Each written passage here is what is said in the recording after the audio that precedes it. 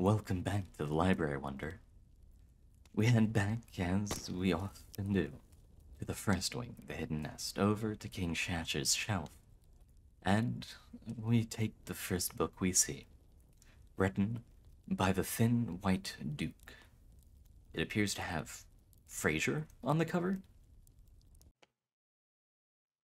The Frazerism, also known as the Bible of Frazer, the Frazeronomicon, or by other such names. Super solium eos et terra omnia custodiet Frazer.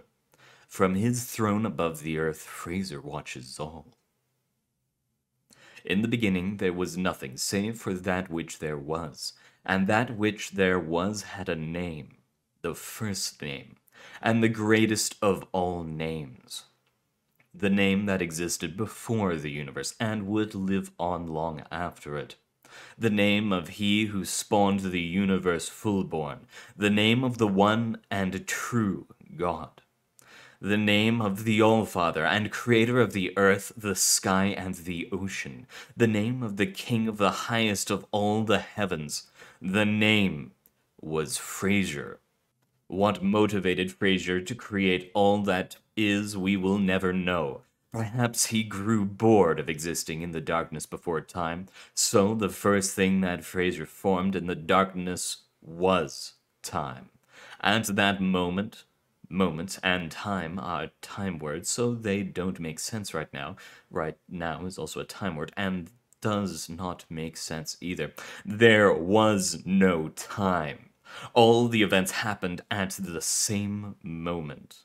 Growing bored of this, Frazer pulled that single moment out until it stretched all the way to the far future.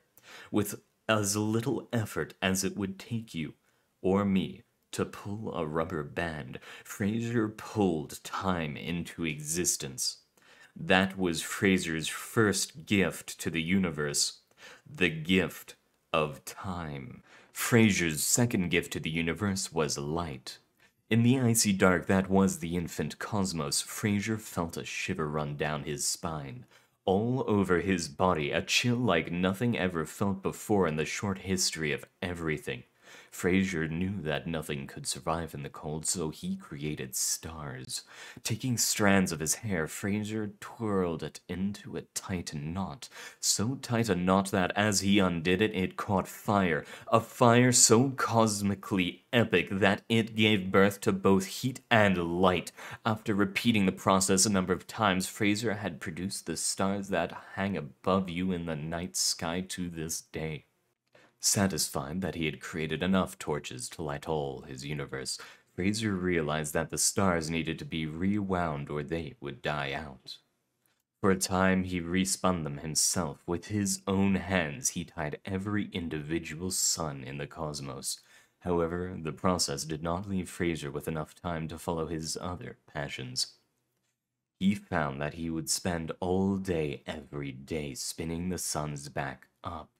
The moment he finished retying one, another would come undone, so Frazer found himself in a problem that even he, as the almighty creator of all, was unable to solve. If he chose to stop spinning them, it would be a universe without stars. There could be no light, no warmth, and in its place a constant frostbite. On the other hand, Frazer did not want to spend every day until the end of days relighting the stars. So, in his perpetual enlightenment, he arrived at a solution. With a wave of his hand, Frazer took a small slab of space dust. He shaped it, as one might shape clay, into something that resembled what we know as a human. He gave the thing the lightest and fairest hair that would ever be seen. He gave it a voice as pure and perfect as the light of all the stars. He gave it a mind as sharp as any blade. Then, at last, he gave the thing life. With a tap of his hand, Frazer transferred a speck of himself into this new being. Its eyes opened, and like an attentive dog to its master, it was ready to listen. With what were the first words ever spoken, Frazer addressed the being. You, he said to it in his holy call, will be my star-keeper till the end of time. It shall be your task to keep the stars burning. Not once shall you fail in your task. Do you understand? The being gave a simple nod back. Happy with his work, Frazer said, "Good. Then let it be known that grace will forever watch over the stars." And with the creation of grace, Frazer gave us his third gift, the gift of life. As Frazer watched over his universe, he felt that something was missing. He looked at the stars as grace lit them. It was then that Frazer realized that everything seemed so still. He had created the universe, but it was empty of anything that made it truly interesting, like a blank piece of paper. So Frazer decided that he needed to fill the black universe with more than the light of the stars. Firstly, he created the great beasts that lived between the stars, beasts so large and vast that they could survive in the dark depths of space without eating or drinking for millennia. There were dark creatures, whose role it was to devour worlds that did not bow to Frazer. To do so, he gave them long tentacles the size of stars and mouths that could fit entire solar systems in them. Thankfully, no world so far has refused his rule, so instead, the dark beasts lie dormant. Like clouds in the sky, they drift from star to star, dreaming and sleeping, waiting until their master calls upon them to feed. Finished creating things of darkness, Frazer began to form what we now know today as the planets. To do so, he created his second servant, if you exclude the dark beasts, who are more like pets, calling his next servant Felix.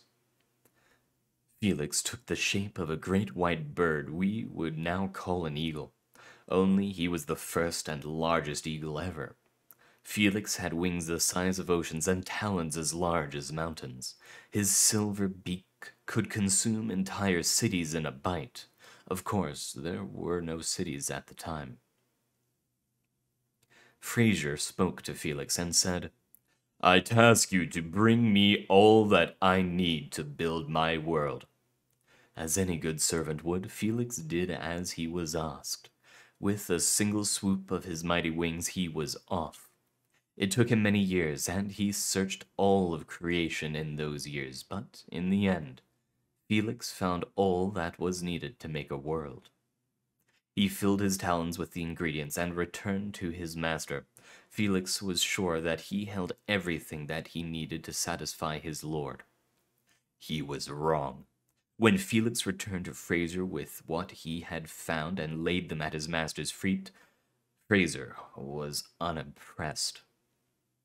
At his feet lay stones, dust, and water, nothing more. Without saying a word, Frazer made it clear that he was unimpressed. Not wanting to fail his master and creator, Felix flew back into space to search for things that would truly impress his master. Now you may ask yourself where Felix could look for things. The universe was so young and even more empty. But still, Felix managed to find places to look. Once again, he searched all of creation, twice as hard as the first time. He strained his eyes as he looked in the darkness of space. For twice as long, he looked across the universe. By the time Felix returned, Frazer had decided that it would have been faster to create a world himself. Nevertheless, he was happy with what his servant had brought him. He looked over the many things that lay before him. There was the beard of a woman, the tears of a fish, and the breath of a bird. You say that you have never seen these things? Of course you have not. Frazer used them all in the creation of the earth. Of course, like all recipes, it took a number of tries to get right. Before he perfected the proportions of ingredients needed to create a world, Frazer had to try 8 other times. On some tries, he put too much, and the planet he got was far too big. Other times it was far too small. These 8 other attempts at planets became the other planets in the night sky above us, and with the world finished, Frazer gave us his 4th gift, the gift of the Earth. Like an artist adding the final touches of color to a masterpiece of a painting, Frazer finished his world. He looked at the peaks of the mountains and decided they looked naked, so he coated them in white snow. When he saw how deformed the trees looked, with shiny red leaves, he changed them to a far more natural shade of green. He decided the ocean tasted too plain, so he flavored it with salt. Of course, as anyone who has had the unfortunate experience of taking a large mouthful of ocean water will know, he added far too much. With that creation of the abomination that was and still is seawater, Frazer decided that now was probably a good time to stop before he ended up making all fruit the flavor of dead flesh. So, he left Earth as it was and moved on to populating it. To create the first people, Frazer took clay from every corner. He took white clay, dark red terracotta, mud brown clay from riverbeds, and orange earthware he found on beaches. Frazer stood at the center of the land that would come to be known as Africa, but at the time had no name. He felt the cool wind offer him some relief from the sun that he was so sure would melt any creature he made from clay. Still, he knew the importance of faith, and before he started, he wondered what his creations would be like. What would they think of him? Would they like him? And for the first and only time in his immortal life, Frazer felt a feeling inside him that could not be described by any words yet developed. Few words had been at the time. After all, there were only 3 creatures alive: Grace, Felix, and the creatures of the dark. A feeling that something was eating away at him slowly. It was the first time anyone knew fear. As Frazer shivered despite the warm sun above him, he pushed the feelings away and set his mind back onto the task at hand. He set each of the types of clay he found into 2 distinct piles on the sandy soil in front of him. Then, once he had laid each of them out perfectly, he took a step back. After checking over them each once more, he raised both his hands with his palms open and turned up. As he raised them, the clay rose with them. It rose and took shape, the shape of the first men and woman. For each color of clay sprang up 1 man and 1 woman. But when they first rose, they were nothing more than sculptures. Their skin was hard as rock and just as lifeless. Their eyes were like the eyes of the dead. Their hair was dry. They did not move and stood perfectly still, with their faces forward and their hands hung by their sides. It was then that Frazer gave his 5th, final, and most important of all his gifts to mankind. To each of his clay children he gave a spark of himself, a spark that grew into a fire of inspiration, of motivation, of awareness, of mindfulness, and consciousness.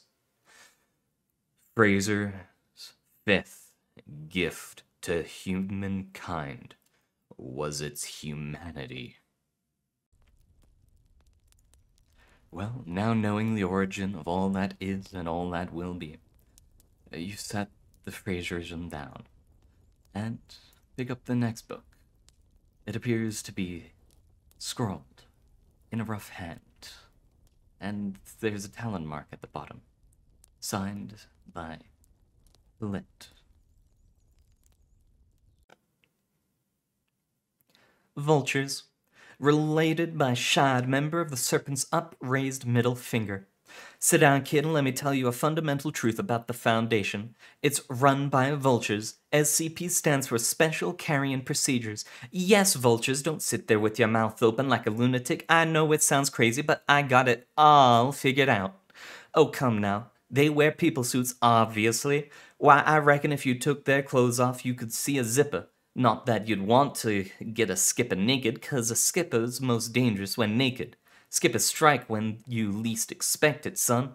Anyway, I reckon they're Vulchsepins, the wise vulture.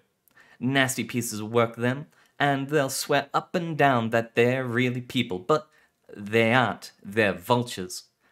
Don't know quite what they look like, but I reckon they look like long and thin with scrawny wings. Have to be scrawny to fit in them suits' arms. And they probably have a pink wrinkly head like a buzzard. I reckon they're cousins twice removed, them and the buzzards. Proof? I got proof. I got proof. I got proof that'll make you weep. The D-Class program was where I begun to figure it all out. See, I've got inside knowledge, and let me tell you, the D-Class program isn't just cruel, it's downright stupid. Well, unless you're a vulture, I guess. There are dozens of things they use the D-Class for that they could just use those robots for. Why do they have D-Class clean out places instead of use robots for the cleaning? Why do they use D-Class to explore new places instead of robots? Took me a while to figure it out, but finally I hit upon the truth of the matter. They're eating the dead bodies. Oh, they tap it up nice and dandy, making it sound like those D-Class just vanished, but they eat them, every last one they can. They take the ones people won't miss, and they put them in situations where they'll die, and then they eat them. What do you think happened to the bodies? Incineration? Burial? That's why they gat them too. Leaves them intact for eating. In my mind, I can see it. Dozens of vultures, their suit heads flopping against their backs, tugging at dead D-Class with their beaks. Thousands of carcasses are lined up as far as the eye can see. They damn skippers probably make them into damn dishes, like D-Class fricassee. Vultures wearing chef's hats. Vultures are behind everything, Sonny, and I don't just mean the vulture sapiens. Wars, famines, disease. Vultures be the ones who benefit, and they're always there. They try to pass it off as just their nature. Don't fool me though, sneaky bastards. They farm us like cattle, and we don't even notice. We just think it's part of life, so we're blind to their evil. Wherever we are, those damn birds follow. Even in the cities, they swarm buildings, and let me tell you, there are a bunch wherever the Foundation goes spying for them. They got some carcasses too, I reckon. Probably trying to negotiate for more carcasses all the time in exchange for them being spies.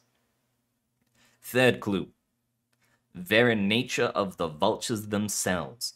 Vultures follow me. They're tracking me, and they're doing it more and more since I figured it out, 'cause I'm onto them. I mean, to some extent, they follow everybody, yeah, just like I said, but they follow me more. Not just when I'm walking around in the desert either. They follow me to the farmer's market and hop around eating my groceries. They roost in my car and eat the wiper rubber. They sit on my lawn and eat the flowers. Damn things are trying to make me crash by eating my wipers, 'cause it rains down here and it rains hard. When they started, I knew they was onto me, so I went into my basement and I set up my very own interrogation room. Then I went and purchased this here taser, which I've used to stun every goddamn vulture I come across. Then I tie them to a chair in my interrogation room and interrogate them. So far, the damn things are loyal to the Foundation, and I haven't managed to pry any of their vulture secrets from their beaks. I've tried the standard interrogation techniques, even waterboarding, but it'll come up with something to make them talk. At least, eventually, because Vultures ain't no match for the shads, son. Alright, and that's all we'll have time for this week. Thank you very much for coming, everyone. It's been an absolute joy being able to read for you, and next week, hopefully, if I'm able to get it all done in time, we shall have another author's spotlight. But, for now, I'll see you all in the future.